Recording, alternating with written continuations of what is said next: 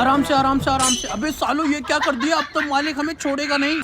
अबे फुल्लू तेरे साथ काम करने में मुझे बहुत मजा आता है। अरे मालिक मैं कारीगर ही इतना अच्छा हूँ। अबे साली ये क्या कर रहा है, तुझे यहाँ से ईंट लाने के लिए किसने बोला? सारा काम खराब कर दिया। हाँ हाँ और पीछे और पीछे और पीछे और बस रुक जा सबे साले पूरी दीवार गिरा दी तूने। एक काम ढंग से नहीं होता। देखो इस बार कोई गलती नहीं होनी चाहिए। अबे हरामखोरो पकड़ो पकड़ो पकड़ो। अब तो पक्का मालिक नौकरी से निकाल देगा। काम हो गया बेटा, नीचे आ जा।